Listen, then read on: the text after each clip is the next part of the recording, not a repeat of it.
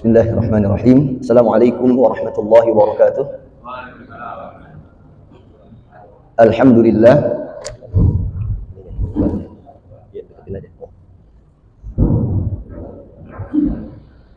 Alhamdulillahilladzi anzala as-sakinata fi qulubil mu'minin yazdadu imanan ma'a imanihim. Ashhadu an la ilaha illallah wahdahu la syarika lah.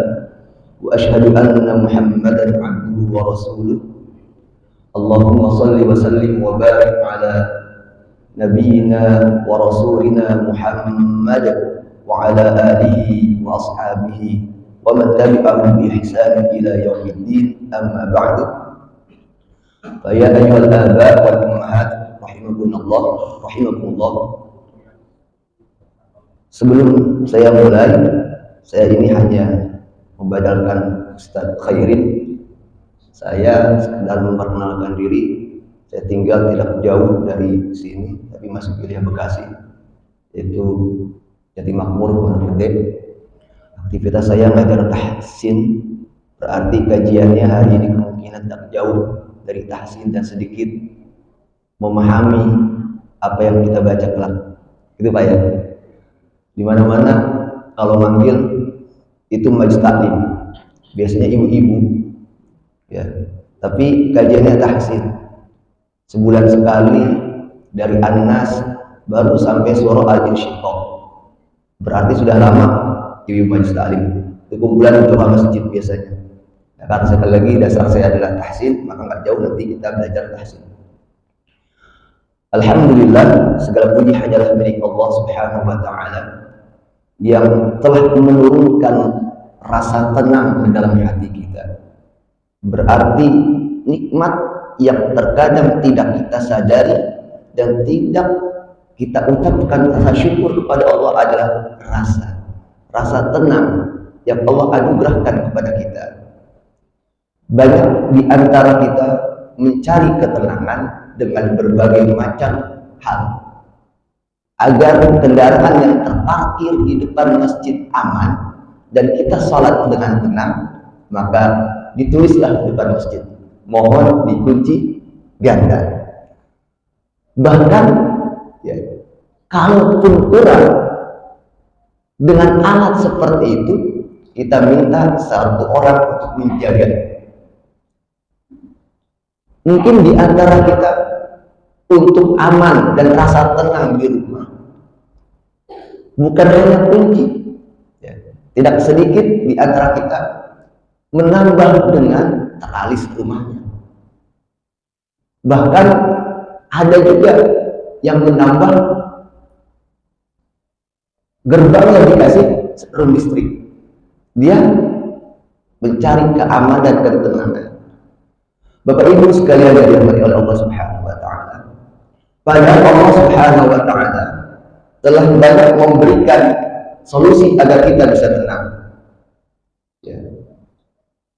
Yang pertama, supaya kita tenang, jangan hidup menyendiri, karena sesungguhnya kegalauan, ketidaktenangan itu senantiasa menimpa orang-orang yang senantiasa menyendiri. Perhatikan bagaimana Allah mensyariatkan antara seorang pemuda yang menyendiri untuk segera menikah. Wa min ayatihi an khalaqa lakum min anfusikum azwaja litaskunu ilaiha. Di antara tanda-tanda kekuasaan Allah adalah kami jadikan antara diri kalian itu berpasang-pasangan. Kita menikah berarti bukan untuk menyendiri. Tujuannya apa? Litaskunu ilaiha, agar kalian itu tenang. Kalau kita ngumpul ya, jangan pada sebuah tempat yang menyeramkan anak-anak, maka ada rasa ketenangan dan kebahagiaan melewatinya. Itu yang pertama. Berarti kita kalau mendapat ketenangan senantiasa hidup dalam sebuah komunitas. Jangan pernah menyendiri. Kalau di sini ada rujak, segera menikah, cari pasangan. ya, agar hidupnya tenang, tidak galau. Yang kedua, supaya Allah Subhanahu wa Ta'ala menurunkan ketenangan di dalam hati kita adalah dengan senantiasa hati kita terpaut dengan masjid. Bukankah Allah Subhanahu wa Ta'ala menggambarkan fungsi masjid di dalam surah Al-Baqarah, wa idja'alna al-baita mathabatan lin-nasi wa amna. Dan ingatlah ketika kami jadikan al-bait, kalau tafsirnya adalah Baitullah, ya, tapi secara umum adalah masjid. Dan ingatlah ketika kami jadikan masjid itu adalah tempat untuk mengokohkan keimanan kalian, keimanan para manusia, meneguhkan ketauhidan manusia, wa amna, dan kami jadikan masjid itu tempat yang aman. Orang kalau aman tenang, Pak. Bahkan di dalam surah Al-Imran awal juz 4 ketika memberikan tentang perintah berhaji, inna awwala baitin wudi'a lin-nasi lalladzi bi Bakkata mubarakan wa hudan lil 'alamin fihi ayatun bayyinatun maqam Ibrahim wa man dakhalahu kana amina. Sesungguhnya awal pertama kali bangunan tempat untuk menyembah Allah, rumah Allah, adalah Makkah yang penuh keberkahan, yaitu Ka'bah, yang kemudian kita diwajibkan haji bagi yang mampu. Kemudian disebutkan juga bahwasanya barang siapa yang masuk ke dalam rumah tersebut maka dia aman. Dalam hadis Nabi disebutkan, ya, supaya kita tenang, salah satunya adalah kita mendapatkan perlindungan Allah. Karena sebenarnya hati-hati manusia yang terpaut dengan masjid adalah orang-orang yang senantiasa dapat perlindungan dari Allah, di mana kelak akan datang hari tidak ada perlindungan kecuali perlindungan dari Allah Subhanahu wa Ta'ala. Memahami hadis dan ayat ini, seorang ulama qari, jadi kalau kita ngaji rata-rata imam baca itu qiraatnya qiraat Imam Asim. Ya, kita itu silsilah sanadnya kebanyakan sampai kepada Imam Asim. Imam Asim itu diceritakan ada seorang imam yang buta. Ada yang mengatakan butanya ketika sudah tua. Ada yang mengatakan masih muda. Beliau ini dengan kondisi yang buta, setiap perjalanan dan lewat depan masjid pasti minta kepada yang mengantarkannya untuk membawa atau menemaninya masuk ke dalam masjid, sekedar sholat sunnah.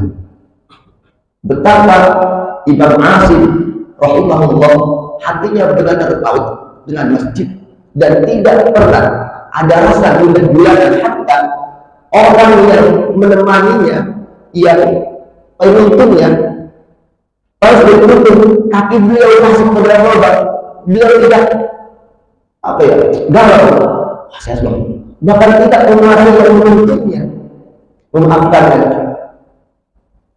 dan tidak menasihati dengan macam-macam.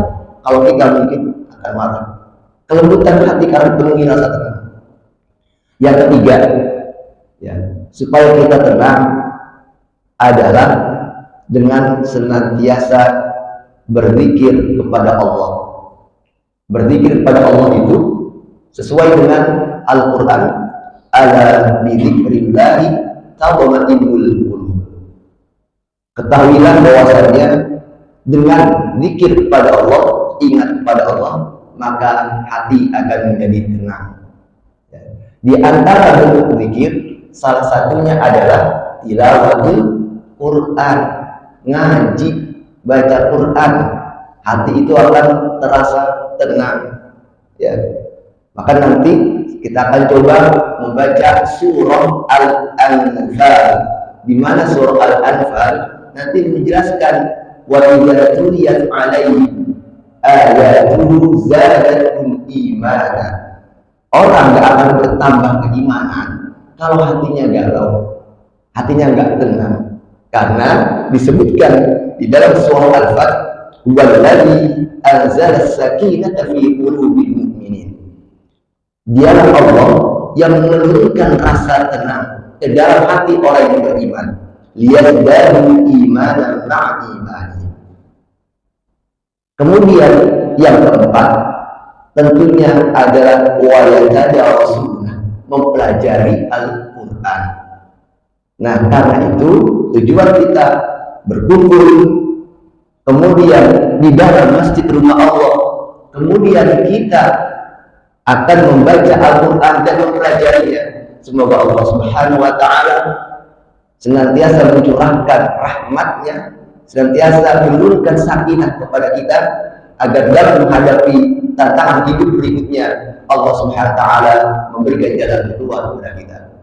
Oke, Bapak Ibu sekalian, salam tercurah kepada junjungan besar kita Muhammad Sallallahu Alaihi Wasallam. Coba ya Pak, karena saya guru tahsin, ini agak sedikit mendekat. Biasanya kalau subuh itu beda sama majelis ta'lim, menjauh seolah-olah banyak. Tapi kalau mendekat itu enak, bisa Pak ya, bergerak. Katanya di dalam Al-Quran itu kenapa Bani Adam diganti menjadi An-Nas? Ya, karena Nabi Adam itu fanasi, lupa. Tapi para ulama tafsir menerjemahkan An-Nas itu dengan An-Naus, yaitu al-harakah, yang bergerak. Maka kalau kita masih mau disebut manusia, maka mau bergerak, Pak, bergerak, nanti maju dikit gitu, biar enak saya nyampein ya. Kalau ngaji itu ada ketekan kayaknya gimana? Saya teringat itu hadis kedua, hadis Al-Bani tentang ya, tentang iman, tentang Islam, tentang ihsan. Itu kan bekas dari berbagai. Ya, kedua itu sampai bertemu itu luar biasa. Dan kita kalau ngaji jauh, maka akhirnya ikatan kita itu ada jauh. Ya, Bapak Ibu sekalian Allah Taala, hari ini saya coba akan menyampaikan tentang surah Al-Anfal. Tentunya sebelum menyampaikan, kita akan baca dulu ya, dan akan saya coba memperbaiki atau biasaan kesalahan-kesalahan yang terjadi ketika membaca surah Al-Anfal. Bismillahirrahmanirrahim. Yas'alunaka 'anil anfal. Ini biasa dua ayat yang berdua yang masih satu setengah jam. Bismillah dengan yas'alunaka. Yang pertama harus kita ingat adalah konsistensi mad alif disukun. Ada di antara kita mungkin membaca basmalah dengan sir, karena basmalah bukan ayat pada surat Al-Anfal. Silakan dengan baca Bismillahirrahmanirrahim. Tetapi ketika kita baca ya, surah Al-Fatihah dengan membaca sir dan kita mengaku bahwasannya jalur salat yang kita baca adalah ala qiraatil Asim atau ala riwayat Hafs, di mana qiraatnya Asim, riwayatnya Hafs itu basmalah merupakan ayat. Sedangkan di dalam kaidah yang dituliskan oleh para ulama, walahu fi nawirihi kamithli, kalimat yang satu hukum itu harus dibaca sama. Maka ketika misalkan kita Allahu Akbar, ikutin Saudi atau mengikuti keyakinan kita, Bismillahirrahmanirrahim, kita pakai baca berapa? Bismillahirrahmanirrahim, dua harakat. Maka ketika baca Alhamdulillahirabbil alamin, dua mestinya. Tapi kalau kita baca Bismillahirrahmanirrahim, tapi jarang dengar. Maka hati-hati ketika membaca sirnya basmalah, karena terkait dengan walahu fi nawirihi kamithli. Dan kalau kita baca hafaz, ikutin harus sama, termasuk ketika dengan sir. Ya. Nah, maka ketika kita baca jahat kedengaran Bismillahirrahmanirrahim, bacaan 2 boleh, 4 boleh, 6 boleh. Ya, kalau baca 4 semua, 6 semua. Yang tadi saya bacakan 4. Nah, ketika baca Yas'alunaka 'anil anfal, mesti 4. Oke ya, terus dan alif disebut. Yang kedua, kesalahan sering terjadi itu banyaknya harokat baru lagi. Yasa. Tidak sedikit saya mendapatkan teman-teman kalau baca yasa alu yasa. Hati-hati ada ketiga. Mesti dituntaskan yas'a langsung ke a. Yas'alunaka 'anil anfal. Yang kedua tidak anil, nggak boleh anil. Yang ketiga adalah al-ikhfa. Ikhfa itu masdar tapi ikhfa itu di dalam kitab kita disebutkan al-muqu bainal ilham wal idgham. Dia pengucapan antara sifat huruf ilham. Tidak ini harus tegas jadi. Ya. Tetapi dikatakan juga di idgham antara ilham dan idgham. Sampai guru saya yang mengatakan siap-siap. Jadi huruf umumnya karena ikhfa disembunyikan makhrajnya huruf. Jadi ketika kita kan naik ke atas tapi ketika kita huruf itu sudah siap-siap, tidak ditempelkan ke makhrajnya, siap-siap huruf nggak pakai lidah, bibir huruf mana gini. Maka ketika baca anil nggak ngomong aja anil anfal. Oke Pak, itu baru sampai setengahnya ya. Coba bareng-bareng Pak ya. Yas'alunaka 'anil anfal. 1, 2, 3. Ingat 4. Hamzah sama ini perhatikan. Yas'a. Nanti yang kedua baru a.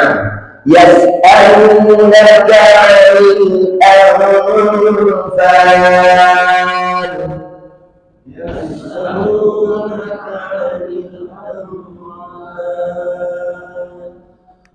Qul anfalu lillahi war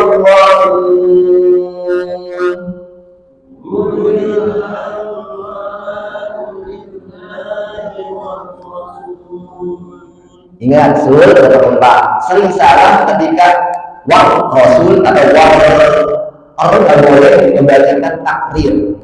Roh itu takrir itu getar. Sifat huruf roh itu takrir, getar. Getar itu cuma satu getaran. Enggak roh, tapi roh itu dan roh itu. Kalau baca Bismillahirrahmanirrahim, satu video, tapi dah berhenti. Bismillahirrahmanirrahim. Lillahi bukan ya. Roh, ada kata roh, gitu ya. Sekali lagi. Qul anfalu lillahi wa rasul.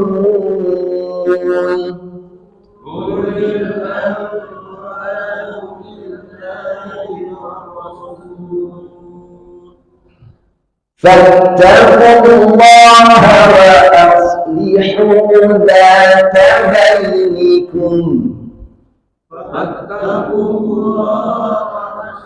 Berarti karena nggak hafal dan jam-jam mushaf bingung kan, padahal kalau mau hafal dia bisa baca sebagainya. Saya ulang sekali pelan-pelan sekali. Fattaqullaha wa aslihu dzata bainikum.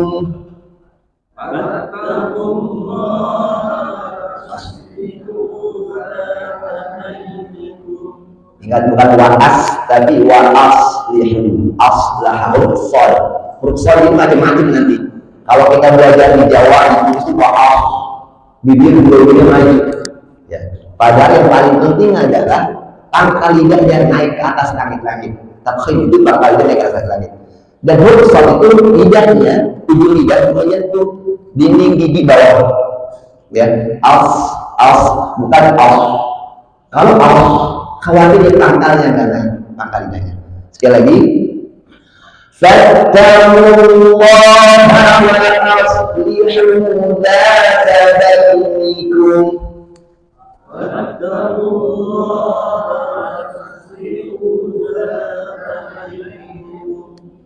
Nggak bareng.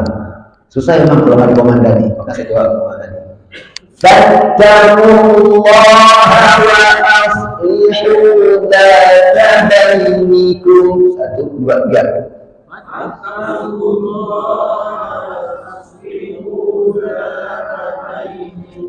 persis suara beliau keras. Nggak boleh ada sisnya. Banyak za. Itu pertama adalah sifat jar. Jar itu nggak boleh ada udara. Kalau ada za, itu pasti ada udara yang keluar dari kita. Dan ketika membaca dengan za, ada tambahan sifat baru, yaitu somir. Somir itu desis. Nggak boleh desisnya. Dia berkhawat lemah, tetapi ya ngalir suara, tapi bukan berarti ada aliran udara, karena dia adalah ya. Oke, sekali lagi. Fa'aslihu dzata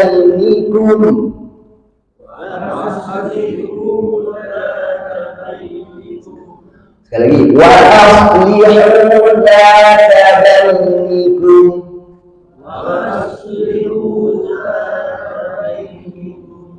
وَأَطِيعُوا اللَّهَ وَرَسُولَهُ إِن كُنتُم مُّؤْمِنِينَ.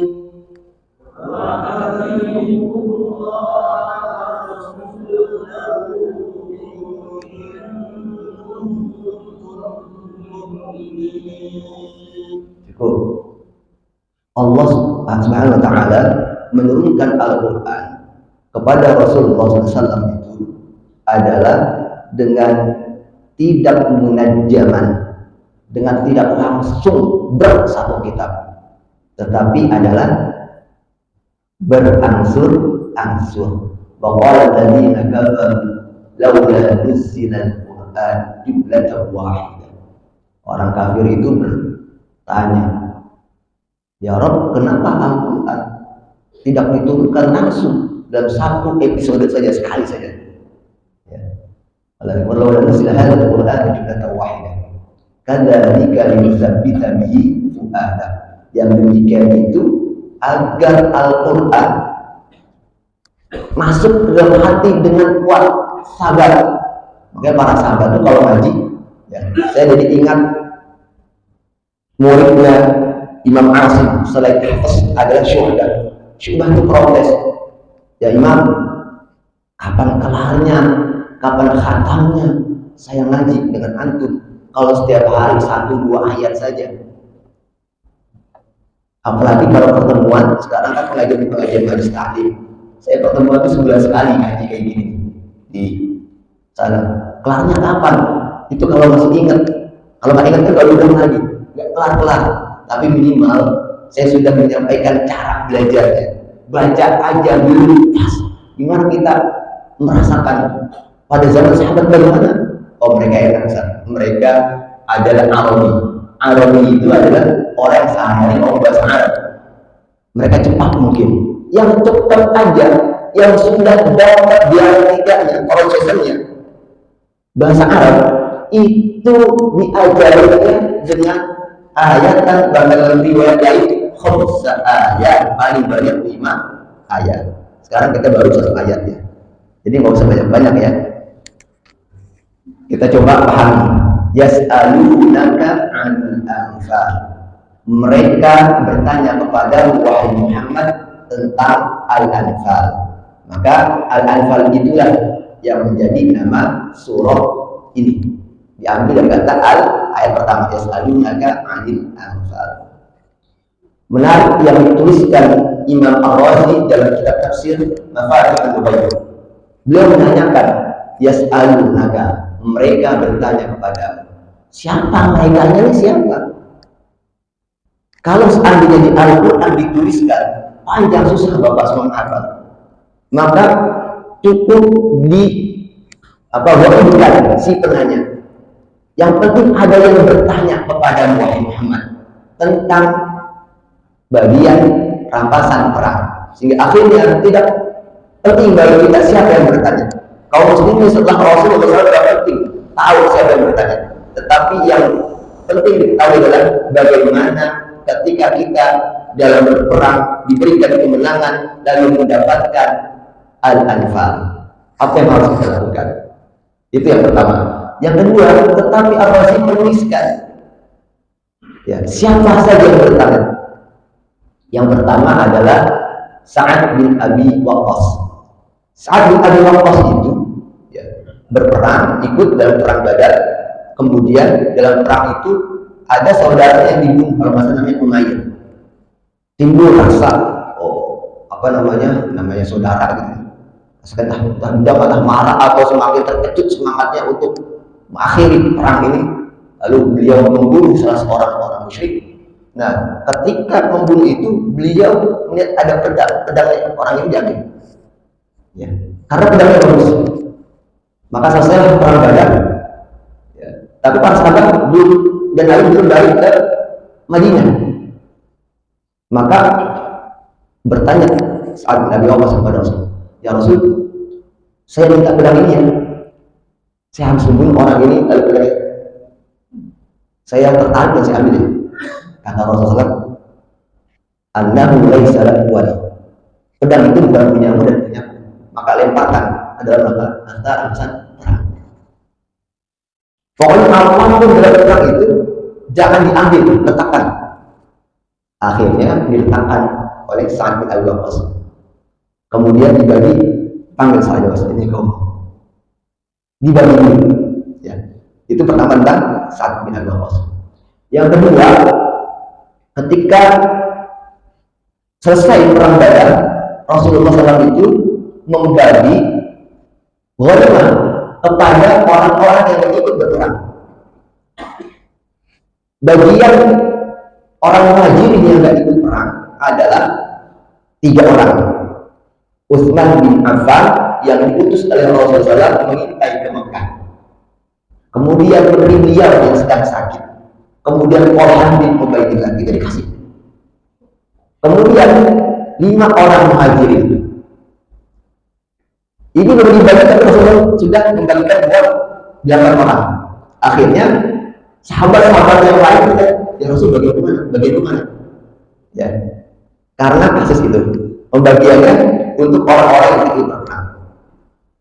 Terus kemudian yang ketiga dalam tafsir Ar-Razi tersebut dikatakan, para pemuda maju di garis depan, orang-orang yang tua berada di barisan belakang bersama Rasulullah SAW.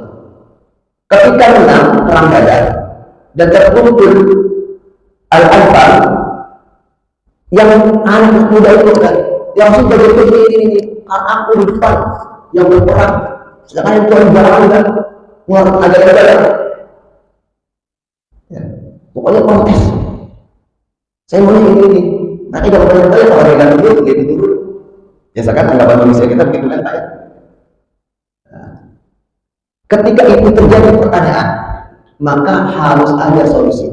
Ingat ayat ini, surah ini turun ketika berada di Badar, belum pulang ke Madinah. Sudah menang tapi masih ada di Badar. Kenapa? Karena kalau kemenangan kemudian melahirkan pertikaian gara-gara berebut harta rampasan perang, bahaya. Bukan kemenangan yang dapat, tetapi kekalahan yang akan dihadapi ke depannya. Maka harus segera diselesaikan. Langsung turun. Yas'alunaka 'anil anfal, qul al-anfalu lillahi wa rasul. Allah SWT jawab. Katakan wahai Muhammad, al-anfal, harta rampasan perang itu pembagiannya atau semuanya punya Allah dan Rasulnya. Maka dari itu dibaginya pun harus sesuai yang diatur oleh Allah dan Rasulullah SAW. Jadi nggak ada lagi yang minta. Ya. Menariknya, ini sepenuhnya surah Al-Anfal adalah peristiwa Badar. Kenapa Allah Subhanahu wa Ta'ala mengawali dengan kalimat Al-Anfal? Rata rampasan perang dulu, bukan bagaimana semangat persiapan para sahabat menghadapi orang-orang musyrik, atau disebutkan latar belakang berperangnya. Yujadilunaka fil haqqi ba'da ma tabayyana annahum yusawwuna bil mawt. Kenapa enggak ayat dulu perangnya? Baru Al-Anfal yang tadinya Al-Anfal itu belakangan karena perang sudah selesai. Tapi didahulukan adalah yas'alunaka 'anil anfal. Bahwasanya dalam peperangan itu mesti di dalam dada kita harus terpatri optimisme yang tinggi. Karena ketika melihat ya, hadiah yang Allah berikan kepada kita, al-anfal itu terwujud. Al-anfal diambil dari kata nafilah. Kayak misalkan di dalam kalimat tahajud ya, aqimis sholata liduluki syamsi ila wasatil laili wa qur'anal fajr inna qur'anal fajr kana mashhuda wa minal laili fatahajjad bi nafilatan lak. Nafilah sama kalimat itu al-anfal. Maka kalau pada malam hari tahajudlah, itu sebagai tambahan. Berarti harta rampasan perang itu adalah tambahan dari rasa kegembiraan kemenangan dapat al-anfal. Dan terkadang kita itu bertengkar, berselisih dengan saudara karena masalah tambahan. Kerja sama gajinya, karena bonusnya beda-beda. Ini itu. Makanya Rasulullah mengingatkan selalu, iyyakum wal hasad. Kalian itu hati-hati dengan sikap hasud. Ya. Fa innal hasada ta'kul hasanat. Karena hasud itu akan mengamalkan seluruh kebaikan yang saat ini, yang selama ini kalian buat. Sebagaimana api memakan kayu bakar. Itu ya, maka harus diselesaikan supaya tidak terjadi al-khusumah gara-gara nafilah.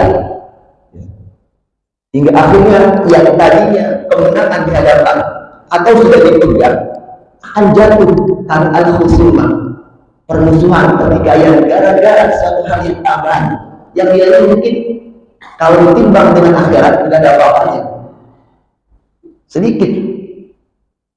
Bapak Ibu sekalian yang dirahmati oleh Allah Subhanahu wa taala, itu diantara rahasia kenapa didahulukan al-anfal, yas'alunaka 'anil anfal. Hati-hati dalam setiap keberjamaah ya, dengan sikap al-khusumah. Dalam sebuah jamaah kita semua harus hati-hati dengan sikap permusuhan dengan saudara kita. Ketika muncul harus segera diselesaikan. Saat itu juga nggak nunggu kita kendaraan. Perang baru selesai tapi belum pulang, selesaikan saat itu sehingga ketika pulang ke Madinah semuanya tenang.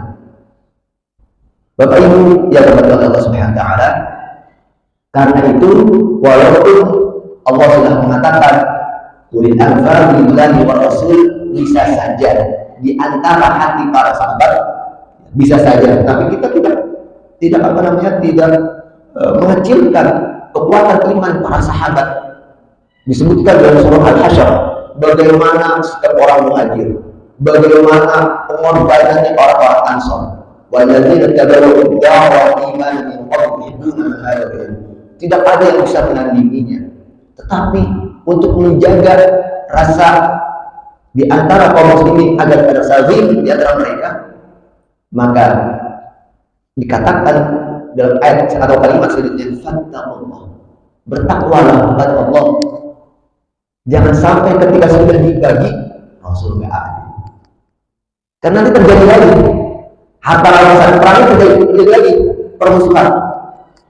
Ketika Rasulullah SAW memberikan harta rampasan lebih banyak kepada muhajirin yang baru masuk Islam, di antaranya adalah Abu Sufyan, hingga akhirnya jangan kok gitu ya, kayak adil. Kemudian Rasulullah SAW sedikit membentak, bukan sebenarnya alasan marah, kalian mempertanyakan keadilanku kepada kalian. Tetapi tidak hanya itu, Rasulullah memberikan rasa tenang. Apakah nilai pukulan dengan kalian ke Madinah itu sama dengan harta yang dibawa orang muhajirin ke Mekah? Jauh berbeda nilainya. Itu membuat senang orang-orang Ansor adalah dengan pulangnya Rasulullah SAW ke Madinah. Artinya nanti akan terjadi lagi walaupun ya, tentang Al-Anfal ini sudah dibahas bahkan menjadi awal ayat dari surah Al-Anfal. Maka dikatakan fattaqullah, bertakwa kepada Allah dalam urusan ini. Orang tua kita telah mentarbiyah mendidik kita menjadi anak yang saleh. Semuanya dididik dengan yang sama, tapi ada satu yang babuk ya.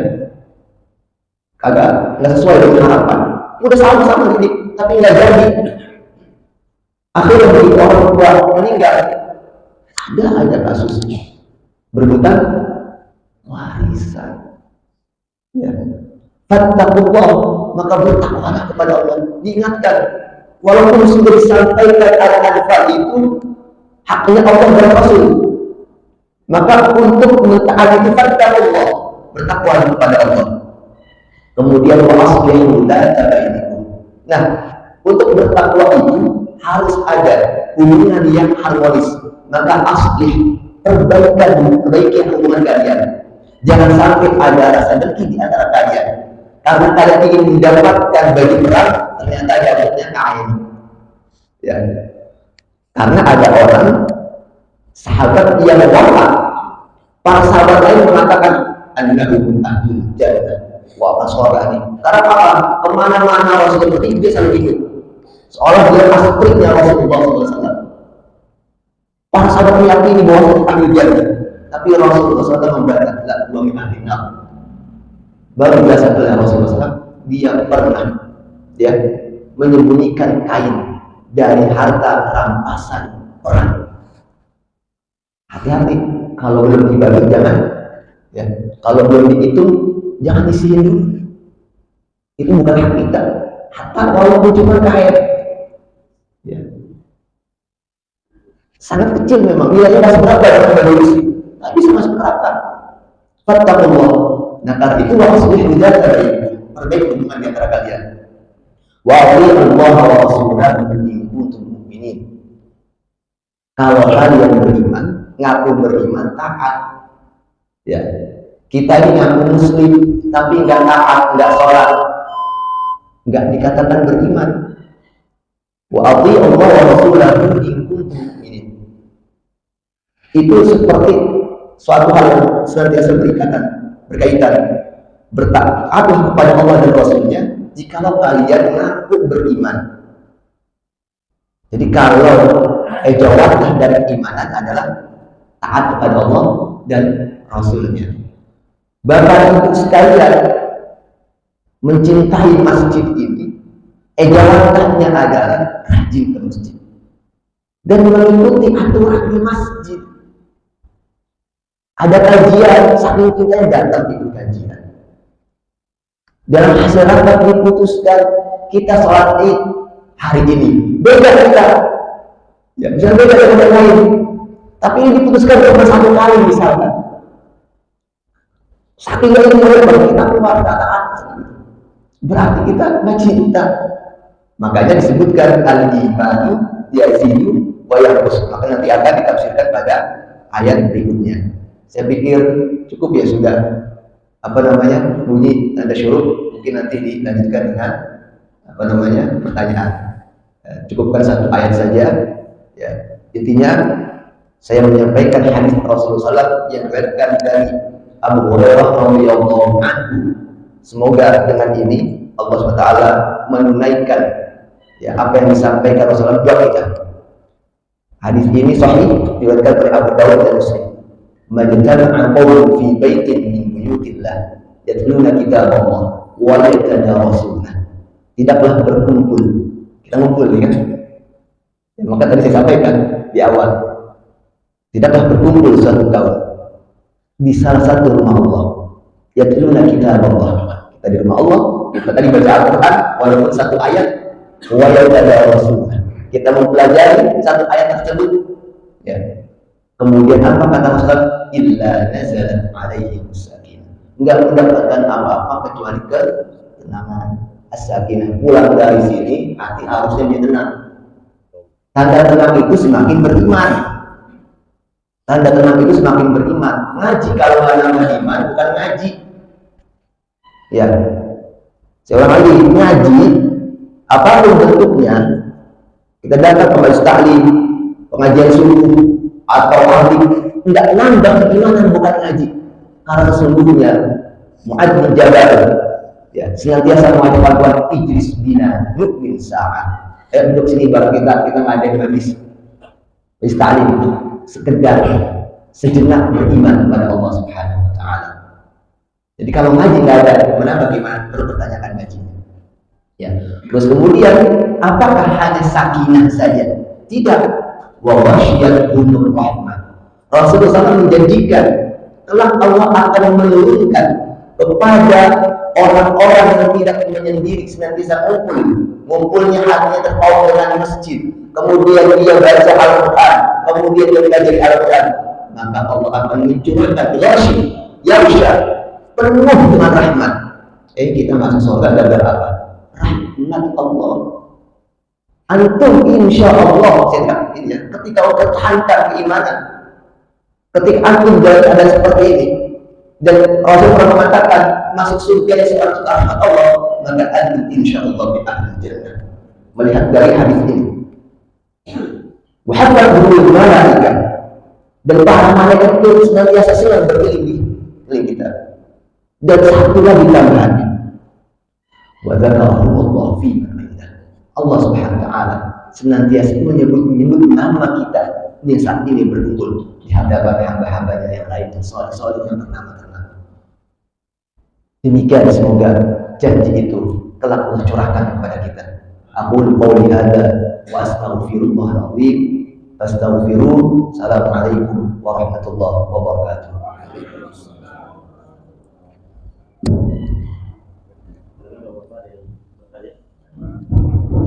Ya Ustaz, itu ada mau nanya itu. Ya, Pak. Waalaikumsalam warahmatullahi wabarakatuh. Mungkin saya bertanya ini untuk mengisi waktu karena masih ada kurang lebih 7 menit ini. Dan tidak ada yang bertanya, maka saya mencoba bertanya. Dan asumsi saya ini mungkin juga tidak benar. Nah, terkait dengan surat Al-Anfal ini, Allah sudah menarasikan bahwa harta benda rampasan perang ini mutlak milik Allah dan sangat mudah dibagikan secara adil. Terkait dengan hal tersebut, sekarang di Indonesia ini tidak ada perang lagi. Yang ada adalah bagaimana mengelola sumber daya alam yang hasilnya semacam rampasan perang ini luar biasa banyaknya, bukan sedikit. Kenyataan dalam masyarakat yang sebetulnya memimpikan supaya negeri yang baldatun thayyibatun ini bisa betul membuat bahagia rakyat. Tapi kenyataannya sejak negara presiden dilantik ini sudah berapa kali, sekarang sudah lebih dari 10 koruptor-koruptor agung yang nilainya T ini ditangkap karena rebutan rampasan perang yang terus bukan rampasan perang, tapi pengelolaan sumber daya alam karena perang dan ada lagi. Nah, bagaimana supaya bisa membaiki bahagia rakyat Indonesia ini mohon maaf, narasi saya apa ini mungkin jauh dari nggak benar. Bagaimana tanggapan Ustadz menghadapi persoalan ini, karena walaupun bagaimana tertancap di kolbu kita masing-masing bahwa kita menghadapi kebahagiaan yang hidup tenang seperti pada awal pembukaan ceramah Ustadz. Terima kasih. Ya. Jazakumullah khairan pertanyaannya. Yang jelas, kalau kita mundur ke belakang ke surah Al-A'raf, ada ayat bunyinya, walau anna ahlal qura amanu wattaqaw wa fatahna 'alaihim barakatin minas samai wal ardh walakin kadzdzab. Kalau seandainya penduduk negeri, sebuah negeri, pura, misalnya Korea, sebuah kampung beriman dan bertakwa, syarat pertama, negeri ini akan baldatun thayyibatun. Padahal negeri ini aslinya baldatun thayyibat. Gemah, apalagi ripah-ripah, Jenawi gitu ya. Sumber daya alamnya luar biasa. Sumber daya manusianya banyak. Tapi kok banyak banget kriminalitas yang seharusnya bisa menghasilkan pertanian karena tanah kita subur. Mohon maaf, di Gor aja mau seri bisa tumbuh gede, nggak ada yang nanam, saking suburnya Indonesia. Tapi kok sepertinya kita nggak maju. Kenapa? Penduduk negerinya apakah beriman, apakah bertakwa? Kena curahan Indomie minyak aja beralih pilihan, betul Pak? Kita memilih karena kita dari yang pemimpin. Ya, pimpinan menurut kita yang baik ini, dinarasikan yang baik ini, semua ikut mengeluarkan. Dalam realitanya kalah dengan yang tidak kita harapkan. Dan perjalanannya, padahal saya sudah kasih tahu kan, pilih ini jauh dari korupsi. Apa? Kemarin dibongkar. Ya berarti apa? Masyarakat kita. Makanya ada sebuah asar, ya asar ini ada yang ditentang jadikan pertentangan. Sebuah negara, sebuah pemimpin itu tergantung bagaimana rakyatnya. Karena yang memilih pemimpin adalah rakyatnya. Ya, jadi itu dulu ya. Makanya saya sebutkan walau anna ahlal qura. Kali pertama ahlal qura. Kalau beriman dan bertakwa, pasti dia nggak akan mudah digoyahkan dalam pilihan. Ketika sudah kuat iman dan takwanya, la fatahna minas sama'i wal ardh, dari langit dan bumi. Sayang, kadzabu, dusta, khianat, fa akhadnahu bima kanu yaksibun. Akhirnya tersiksa terus, maka kami siksa, ya, baik di dunia maupun di akhirat. Bima kanu yaksibun, atas apa yang telah mereka lakukan itu dari sisi penduduknya. Rasulullah SAW diangkat menjadi Rasul ketika di Mekah enggak ada yang terima, maka akhirnya hijrah ke Madinah. Di Madinah tidak semua menerima, tidak semua menerima. Perjalanan untuk menjadi sebuah badan yang thayyibah tidak langsung kan. Pemimpin ini ada, tapi semua nggak begitu Rasulullah. Tapi begitu kebanyakan penduduk asli memilih Rasulullah, orang yang beli khawatir. Akhirnya masuklah sebagian tokoh yang beli dalam Islam untuk menyembunyikan rasa ketakutan mereka, tidak didengar lagi oleh orang-orang asli Madinah. Masuk di antaranya Abdullah bin Ubay bin Salul. Tapi tetap ketika Rasulullah SAW naik jadi pimpinan, karena yang memilih adalah orang-orang yang beriman dan bertakwa, itu kaum Ansor. Walladzina tabawwa'u ad-dara iman, benar-benar rasa iman yang luar biasa. Maka Allah berikan keberkahan bagi negeri Madinah Yathrib. Yang tadi namanya Yathrib itu adalah artinya ya kayak negeri itu, negeri yang terbelakang, lalu menjadi Madinah, negeri yang berperadaban. Kemudian Mekah, ketika beriman maka Allah bukakan banyak kebaikan. Walaupun sudah disebutkan oleh Nabi Ibrahim, ya Mekah itu sampai di awal sebelum turunnya terjadi ritual haji. Inna awwala baiti wudi'a lin-nasi lalladzi bi Bakkah mubarakah. Mekah itu negeri berkah sampai kapanpun. Ya. Jadi itu yang pertama. Yang kedua ada pemimpinnya. Kalau pemimpinnya berani berubah, yang dari tadinya dia bersifat seperti orang khianat, seperti orang yang tidak pernah dekat kepada Allah, dilarangnya Allah memberi hidayah, dia menjadi pemimpin yang adil, pemimpin yang welas asih kepada masyarakatnya, maka dia akan berani tegas kepada para koruptor. Jadi dua hal ini Pak yang kita soroti, kitanya sendiri sebagai rakyat, kemudian yang kedua berani kan pemimpinnya berubah. Ya. Wallahu a'lam bishawab. Demikian Pak ya. Memang jawaban hari ini yang umum saja. Nanti kalau detail saya khawatir. Ya. Cukup ya Pak? Ada tanya lagi? Kalau nggak ada cukup ya.